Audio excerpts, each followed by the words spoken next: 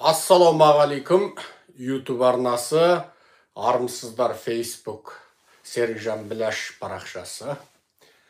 Бүгін Мәскеуде болған 9 майдағы парадқа Тоқаевтың барғаны туралы көзқарасымызды айтамыз.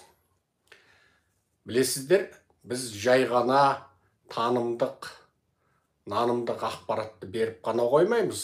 Сонымен бірге бұл ақпараттардың ар жағындағы саяси астарын түсіндіріп, ашалап жеткіземіз. Себебі біздің мақсатымыз қазақ халқын саяси тұрғыдан ағарту. Сөйтіп, анау Совет одағынан бері жалғасып келе жатқан 9 майда болатын аталмыш жеңіс күніне біздің Қанішер Тоқаев барыпты. Жалғыз барған жоқ. Путиннің қасында мынау сорлы Путин Украинада тас-талқан болып, жеңіліп, аузы мұрны қан жасы болып, әбден абыройдан айырылып, дүние жүзілік қауымдастықтан ауаша қалып, бет те жоқ, бедел де жоқ, ат та жоқ, арт та жоқ, атақ та жоқ.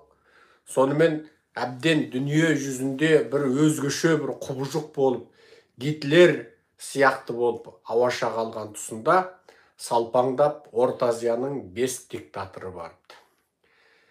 Екі қолы қазақтың қанына малынған Қанішер Тоқаевқа ілесіп, мынау Сарт Мирзаев та барыпты. Қаны Қарақалпақ бауырларымыздың, Қарақалпақ туыстарымыздың қанына екі қолын малынған Қанішер күні ертең Құдай қаласа Орта Азияда Орыс пен Қытайдың ықпалынан құтылып шын мәніндегі азаттықты орната жатсақ, ертең Гаага сотында, халықаралық сотта дарға асылатын Қанішердің біреусі осы Мирзаев. Себебі ол біздің Қарақалпақ бауырларымызды қанды қасап қырғын жасап жатыр, және осы күнге дейін қырып жатыр. Ал біздің Қанішер Тоқаев Қазақстанда өмір сүріп жатқан, тіпті қазақтармен үйленіп, бала шағасы Қазақстан азаматы, не өзі Қазақстан азаматы болған Қарақалпақтарды тұтқындап, Қанішер Сартқа Мирзаевқа беріп жатыр. Сөйтіп екі Қанішер, Мирзаев пен Тоқаев барыпты. Қасына салпаңдап қырғыз, мынау қырғыздың басшысы барыпты. Қырғыздың басшысын бұдан ілгері біз ойлайтын едік. Сайлау арқылы, әділ сайлам арқылы билікке келді деп. Жоқ, ол да путиншіл біреу екен. Ол да тағын аман сақтау үшін өзінің уақыттық, өте уақыттық, кез келген уақытта қырғыздар орнынан жұлып алатын сол уақыттық билігін сақтап қалу үшін ана бишара сол Мәскеушіл екен. Сөйтіп ол Қырғызстанда Ресейдің әскери күштерін арттырып отыр. Путинмен жеке кезіккен, жаңа қырғыз BBC-ді тыңдадық. Екі жақты әскери ынтымақтастық, уағдаластық, ақ-көк, анау мынау қысқасы, сен өл десең өлем, сен тұр десең тұрам деген әңгіме. Сондай әңгімемен барыпты. Енді оның қасында анау тәжік шал отыр. Мәлкіл деген шал, әбден алжыған, күсеген, сорлы тәжік Сарт, ол да жаңағы орысшыл болып отыр. 40% жерін Горный Бадахшанды Қытайға беріп, мына жақтан орысқа жағатсып, ол да халқымды не қылсаң оғыл, тағымда аман сақтасаң, мен өлгенше аман тұрайын, мен өлген соң мен жемеген қарым боғымен піссін деген, ол да Қанішер. Оның қасында есектің айғырындай болып Түрікпеннің жас диктаторы барыпты. Оның әлгі шизофренмен ауыратын әкесі тақты сол баласына беріп қойып, өзі сол құмда аң атып жүрма, билеп жүрма, гитарасын ойнап жүрма, дәрі шөп зерттеп кетті ма, ұшақ айдады ма, ол енді қуды ғой, ол біраз шизофрен болды ол. Сол шизофрен әкесі ана жас баласына беріп қойып, енді сол тоқал-соқалдарының қызығын көруге кетті ау деймін. Сөйтіп, қалың сорлы, қалың диктатор барыпты. Аузынан езуінен қанаққан Тоқаев, екі қолы қанға малынған Мирзаев, тағын сақтап қалуға тырысқан, бізді демократ екен деп алдап барып, артынан беті ашылып қалған қырғыздың басшысы аты есімде жоқ. Анау Мәлкіл деген кәрі тәжік, мынау есектің қодығындай болған түрікпеннің жас диктаторы. Қысқасы, бәрі шетінен мал, біреу адам емес, бәрі мал. Малдың қатарында Құдай тағала екі дүниелігін сорлы қылып қойған.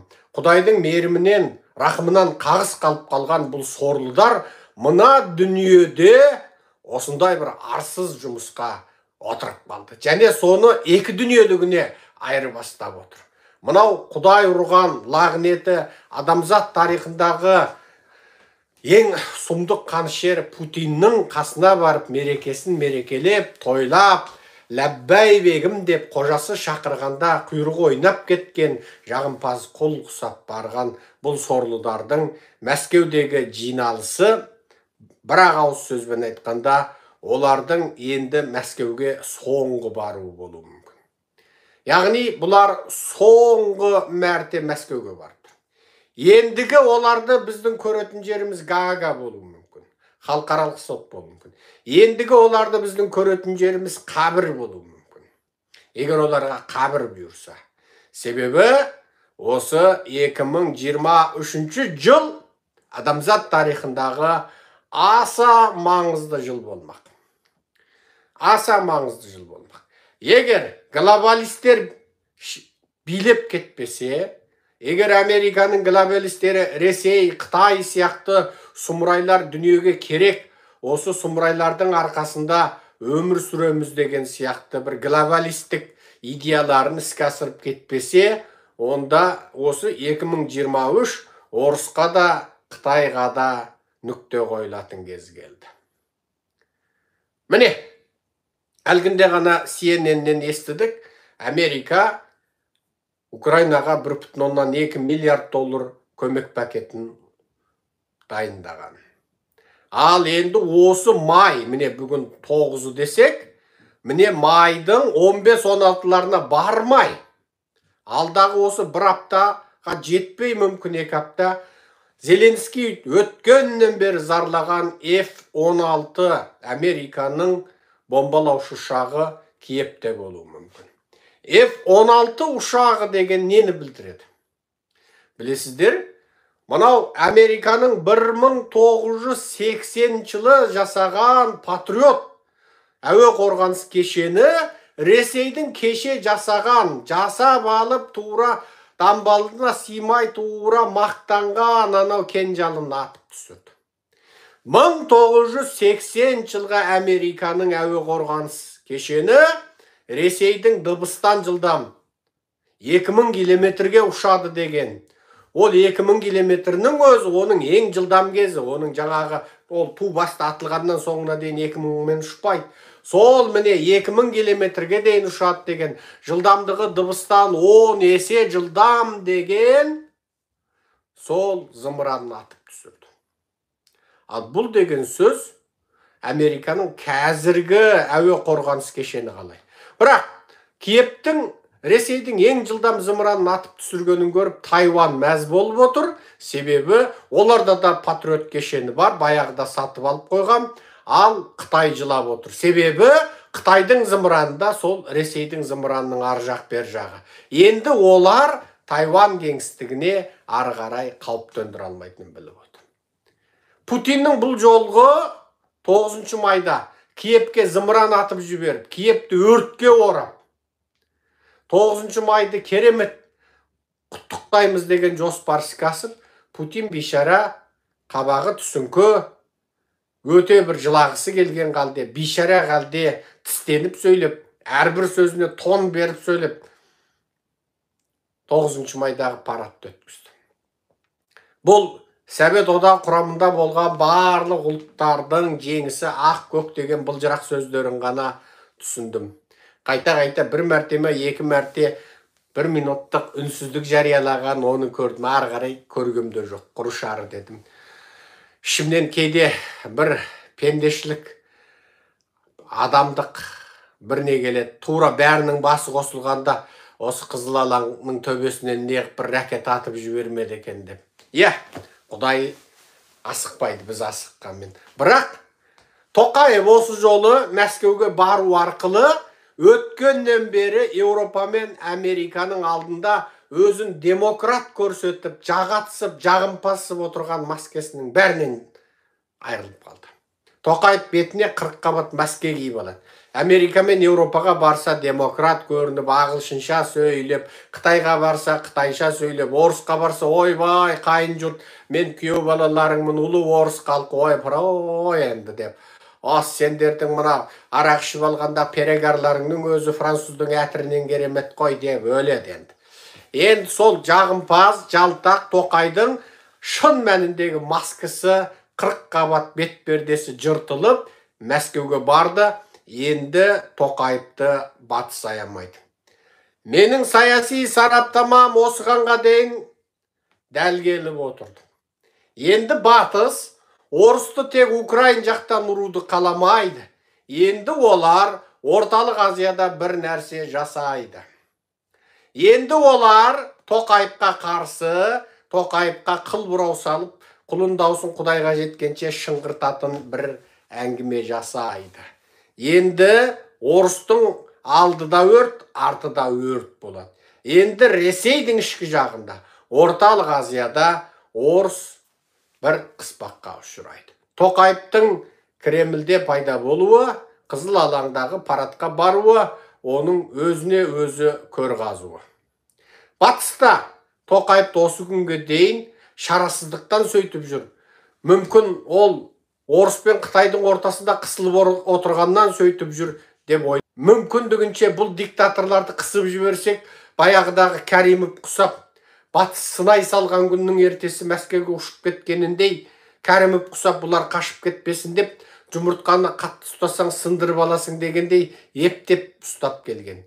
Енді бұлар Тоқаевтан үміт жоқ екенін білді. Қысқасы, бұл аса жағымды жаңалық. Бұл шын мәнінде аса жағымды жаңалық. Екінші жаңалық. Қытай өз азаматы түгілі, өз ішіндегі демократтар немесе ашық ойлы адвокаттар түгілі, енді шетел азаматтарын Қытай территориясынан сыртқа шығудан тиіп тастап отыр. Қазір өте көп шетел азаматтары, тіпті оның ішінде Еуропа, Америка азаматтары Қытайдан сыртқа шыға алмай отыр. Ұшаққа отырғызбай отыр. Бұл деген сөз Қытайда алдағы уақытта үлкен бір саяси толқын басталмақшы. 2. Си Цзиньпин жастар мерекесі, яғни 4 май кезінде енді ресми түрде ауылға түсіңдер, ауылды көркейтіңдер деген үндеу тастады. Ол Маудың кезінде 20 миллионға жуық Қытайдың жастарын, жұмыссыз қалғандарды ауылдарға, Тибетке, Шыңжаңға, Іле Алтай, Тарбағатайға айдап жібергені сияқты құбылыс. Мау сол кезде жұмыссыз Қытайларды Тибетке, Монголға, қазақтың жеріне, ұйғырдың жеріне айдап жіберген. Мынау қазір батыстың бүкіл зауыттары шегініп жатқандықтан, қазір Қытайдың ірі қалаларында миллиондаған адам жұмыссыз отыр. Осы миллиондаған адамды Қытай Мау тәсілі бойынша енді қайтадан ауылға барыңдар деп жатыр. Ауылды жерде баяғыда егіп тастаған алма ағаш, бамбук ағаш, жаңғақ ағаш, экономикалық дақылдың бәрін қиратып, балық бағатын көлшігіне дейін тындырып, енді қайтадан егін егіп жатыр. Ол деген сөз Қытай соғысқа дайындалып жатыр. Мына Қытай мен қазақ ортасы жақсы болыпты, ойбай Қытайдан қазақ кеп жатыр дейді. Атаң басы. Сынақтан өткен, фильтрден өткен 5 қазақты жібереді, қалған қазақты әлі қамап жатыр. Көптеген жерлерде паспорт сұрап барған қазақтардың көзіне шұқып, сендер Қазақстаншылсыңдар, Қазақстанға барамыз деп енді паспорт сұрайтын болсаңдар, әкелеріңді көздеріңе көрсетеміз. Баяғыдағы саяси тәлім тәрбие орталығы тоқтады екен демеңдер, кез келген уақытта кез келгеніңді саяси тәлім тәрбие орталығына апарып оқытамыз. Миларың әбден уланған, Қазақстаншыл болып кеткесіңдер деп қазақтарға қоқал-лоққы жасаған. Сонымен қазақтар қорқып паспортын ала алмай тұр. Ұлы қызы Қазақстанда, немере жиен Қазақстанда, кемпір-шал Қытайда қалған, немесе аға Қазақстанда, іні Қытайда, іні Қазақстанда, аға Қытайда, әпеке сіңілердің бір бөлімі Қазақстанда, бір бөлімі Қытайда қалған. Сол қазақтар қазір зарлап, жылап, еңіреп, бірін-бірі көрмегеніне, міне 16 жылдан бастап есептесең 7 жылдың жүзі болды. Міне ол қазақтар өстіп келе алмай отыр. Енді жуырда тіпті тәртіп қатаңдаса да тұтқындау көбеюі мүмкін. Қазір Қазақстанда қытайшыл қазақтар көбейген. Қытайға арнап өлең шығарып, ұлттар достығын дәріптеп, ақ деп, көк деп, осы Қытайды мақтап, Қытайдың қылмысын жуып шайып, судан тұнық сүттен ақ қып көрсетіп Қытайды өстіп жарапазандап кеткен жағымпаз жалтақтар көбейіпті. Қалың елім қазағым айтам, олардың барлық айтқандарын, жазғандарын, сөзін, аудиосын, видеосын, жазған нәрсесін скриндеп сақтаңыздар. Ертең кім екен демей, атығым, затығым демей, бәрін дарғасамыз бір тұтас. Біз 3 ғасыр ұлт сатқындарын жазалай алмаған бейшара халықпыз. Алдағы уақытта зор тазалау болады. Бейне жапондар кезінде шапқыншылар басып алғанда солардың дініне енген, өзінің ұлттық болмыстарын тәркі қылған жапондарды қынадай қырып тазалап тастағаны сияқты.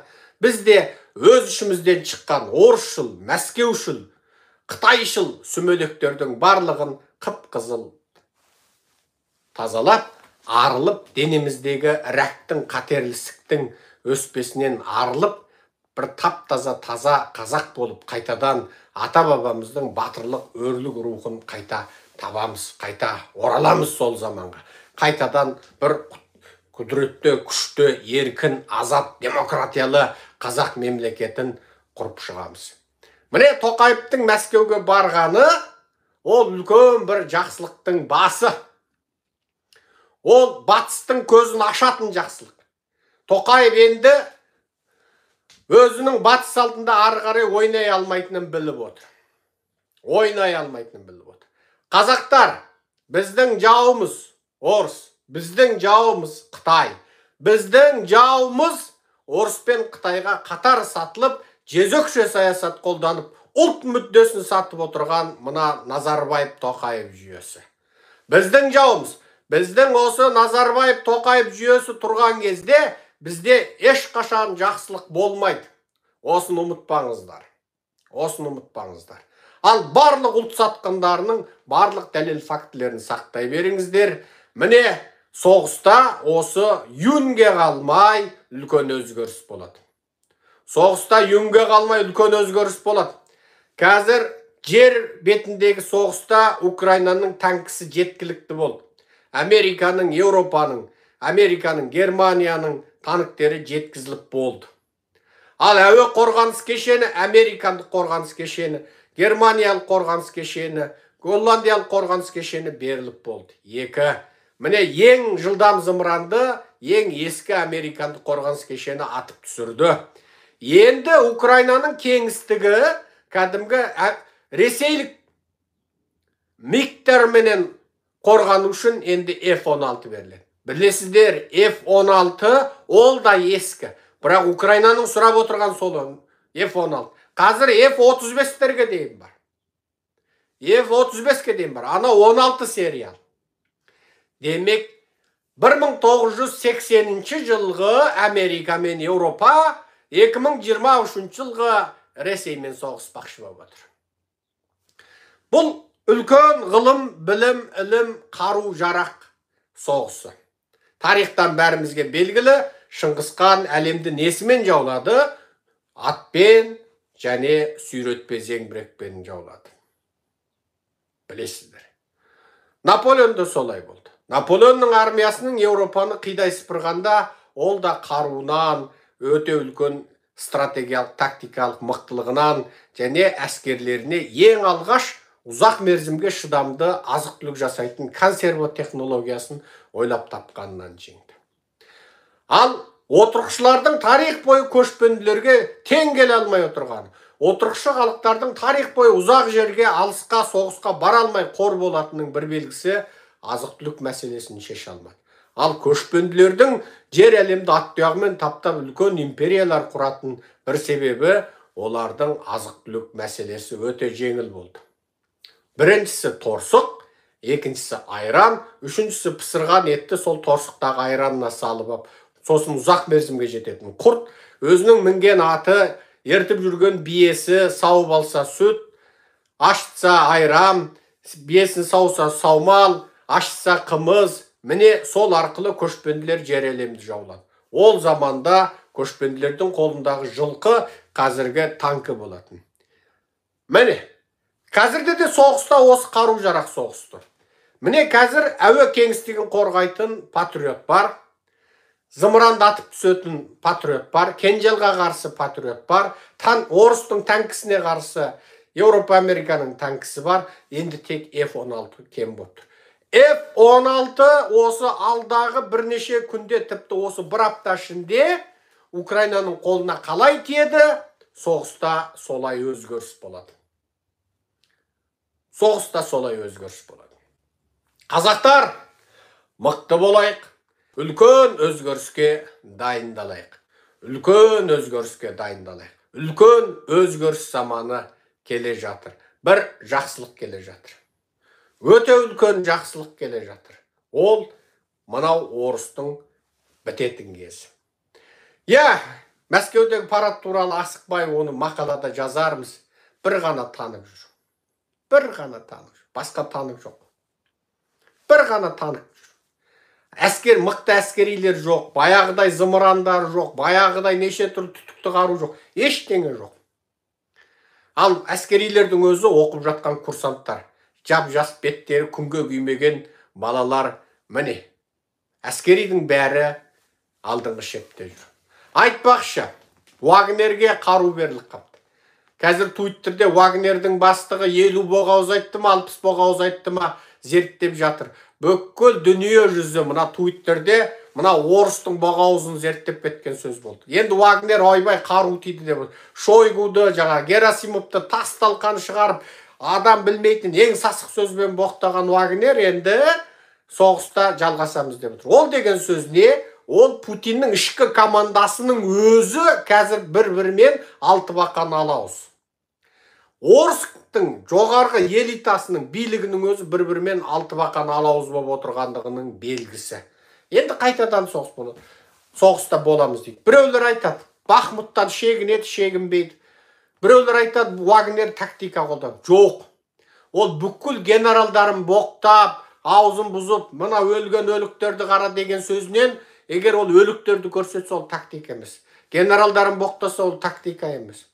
Олар Украин шабуылға ұшырап, сосын қақпанға бат. Жоқ, Украин шабуылды олар сияқты ура деп көзді жұмып алдыға ура беретін орыстың 2-ші дүниежүзілік 1-ші дүниежүзілік соғыстағы ескі тактикасымен ураламайды.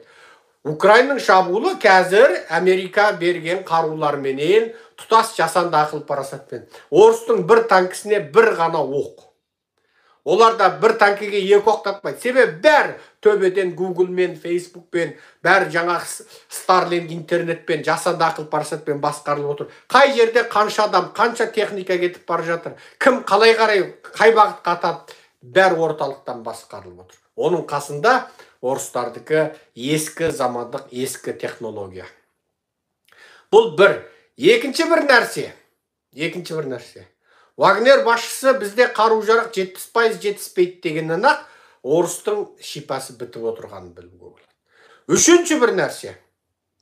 Қазір Қазақстан жерін басып орысқа өте сұмдық ірі техникалар тасылып жатыр.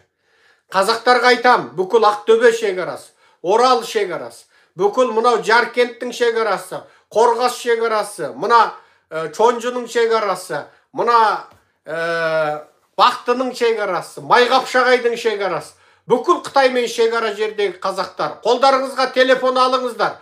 Қандай техника қазақ жері арқылы өтіп жатыр. Бәрін видеоға түсіріп жіберіңіздер. Айналайындар, үш ағайынды бірігіп, бір балаға ақша беріп, бір балаларыңды жұмыстан босатып отырып, телефонмен арнайы түрде соны түсіріп, бізге жіберіп беріп отырсын ата жұртқа. Айналайындар, қазақтар, енді бір баланы жұмыстан босатуға шамаларыңыз жетер. 5 ағайынды болсаңыз, іштеріңізден келісіп, мына балаға айына 300 мың теңге төлейік әрқайсымыз деп келісіп, айлық беріп отырып бір баланы сол жолдан Қытайдың техникасы Ресейге ағылып жатқан. Соның видеоларын бізге жіберіп отырыңыздар. Міне, ал бүкіл Орал шекарасы, Ақтөбе шекарасы, бүкіл Ресеймен батыста, Өскемен жақтағы Ресеймен шекараласатын тас жолдардағы, темір жолдағы қазақтар, сіздер де осы Ресейге өтіп жатқан, қазақ жері арқылы Қытайдан кеп Ресейге өтіп жатқан бүкіл техникалардың видеоларын, фотоларын бізге жіберіп отырыңыздар. Ал бұның барлығы біздің батысқа қазақ билігінің шынайы ындынын ашып көрсетуге өте пайдалы болады. Біз мына зұлым қазақ билігін, мына орыс пен Қытайдың құлы болған, мына былқылдақ, өзі Тоқаев өзі былқ-былқ еткен былқылдақ неме, сол былқылдақтың мына былқылдақ саясатын ашып көрсетсек, осы мәлкілдек, осырақшы, орыс өтіп өткен, сәбет сасыған шалдардан ертерек құтыласыздар. Мына сәбет сасыған, орысқұл шалдардан құтылған күн сіздердің Құдай бақтарыңызды жандырған күн болады. Аман сау болайық, қалың елім қазағым. Құрметпен Серікжан Біләшұлы.